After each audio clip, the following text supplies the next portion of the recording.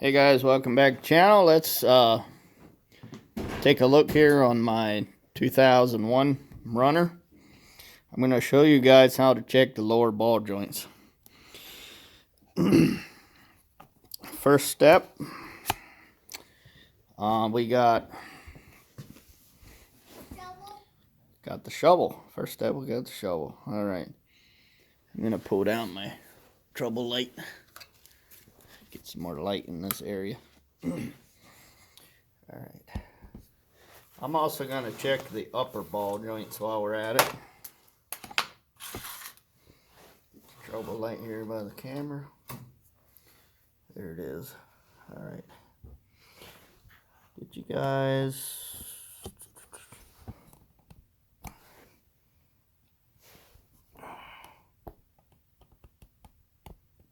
Alright. I got my son to turn the wheel all the way out so it's easier to see. Now you can't see the shovel. I'm going to put you down. There's the shovel. Alright, that should be very good. And I'm going to reach into this area here with my fingers. And that way I'll be able to feel if there's any motion. And after that, we're going to go upstairs and check out the upper joint. So you insert the shovel here. Got the truck jacked up just a smidge. And then I'm going to give it a shake up and down. You see the lower arm move? That's a good sign. And then you're looking for play.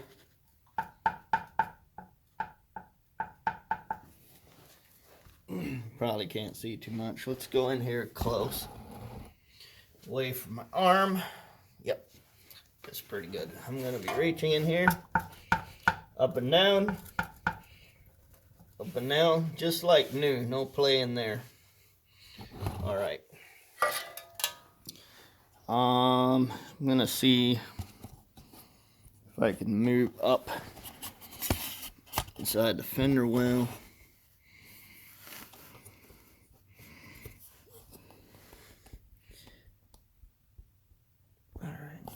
There's the upper joint. You can shake the top of the tire. I'm gonna come in over the top of the tire with a shovel handle and pry up on the ball joint just a smidge. Give the tire a shake, and you'll see me reach in there. And also feel for a motion that you could not detect with your eye.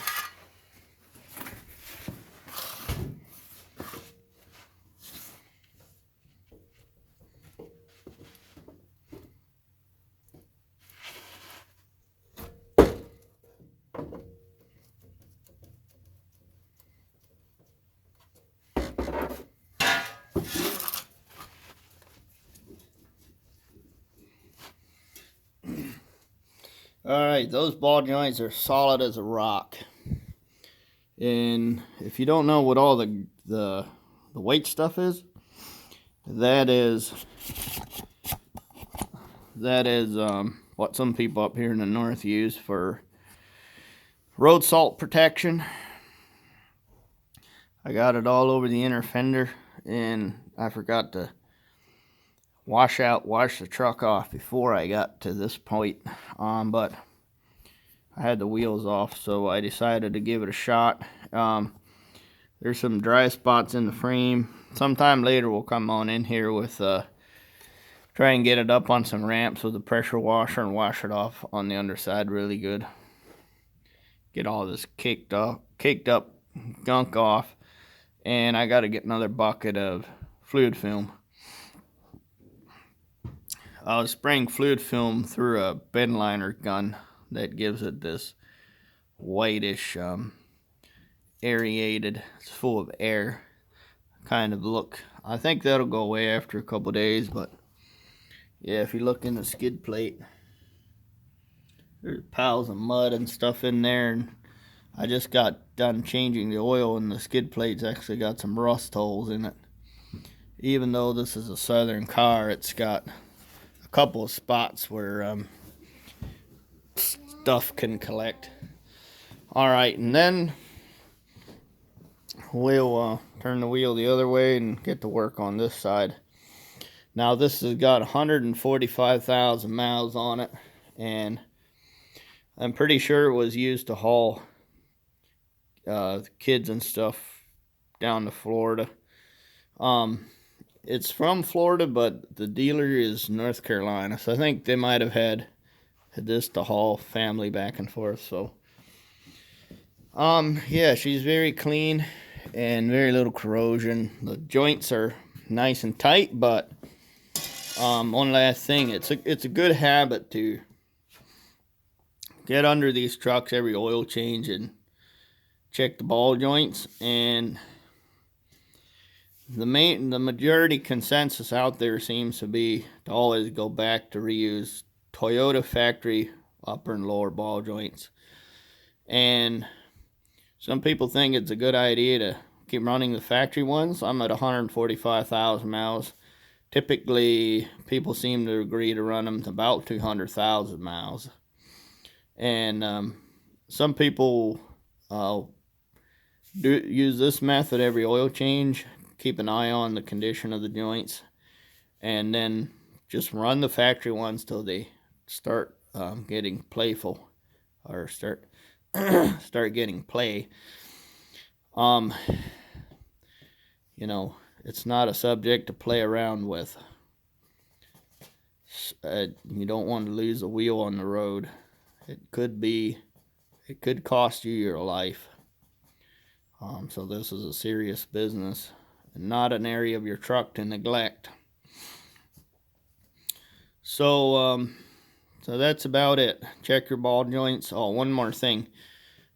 Generally they will let you know if you're in tune with your truck, and if you know how it drives. You might be able to detect some stiffness in the steering wheel, especially if you're going through the full range of motion.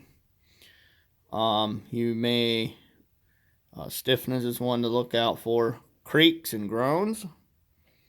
If you pay attention, you should be able to detect when, say, you're driving over some bumps that are uniform enough so you can correlate the squeak to the bump. And then usually if you do hear the squeak and you're wondering if it's more than just a suspension noise, you can give your steering wheel a couple twitches left and right, even at a standstill. You can start detecting creaks and groans and grinding sounds. Before I knew this information about lower joints on my other truck, I went and bought the cheapest ones on rockauto.com, and not rockauto.com, from eBay, from Detroit Axle. And they came in, one was painted, one was unpainted, one had a grease nipple, one did not have a grease nipple. And those have been binding at different points in time. They've been squeaking at different points in time. And my goal is to get them changed as soon as possible. But I can tell you from first-hand experience that the ones on the other truck that squeak, I do test them regularly for play, and they're still tight. I mean, squeaking. So what I did is kind of string them along. This summer I was running 150, right around 100 miles a day, and what I did is I punctured the boots with I used a piece of plastic tube and kind of made like a grease needle and filled the boots with grease. I figured that I think one of the boots was cracked already, and I noticed that, and I knew that it's going to fill up with water and then rust, seize, fill up with mud and dirt and sand, and really get messed up. So my idea was to fill it with the grease. That way the ball has access to grease, and the grease will keep the water and the dirt out. And using that method, I actually got them to stop squeaking. Even the one with the grease nipple. The one with the grease nipple took just the 1 or 2 pumps of grease, and then it would fill full of pressure. And if I forced the issue, it would even creak a little. oddly enough. And I figured, okay, cool, I'll drive it a little ways and the grease will work its way into the ball. But that one kept on squeaking and squeaking some more until I went back and filled the boot full of grease. And at that point, it seemed to stop. So that truck's up for all factory upper lower joints. But this video is for you. If you don't know the way things work with the Toyota lower ball joints, you're gonna want to do these things. You might be able to run your truck past 200,000 miles with the factory joints. I personally think that's probably an okay idea, as long as you keep tabs on them every oil change. You have your truck up on stands anyway, probably. If you're like me and you're underneath greasing drive shafts, just take a minute to break out the old shovel and have a look. It's a whole lot easier than dying on the road. Alrighty, gang. Enjoy your Toyoting. Stay safe and enjoy the best trucks on the road. Cheers.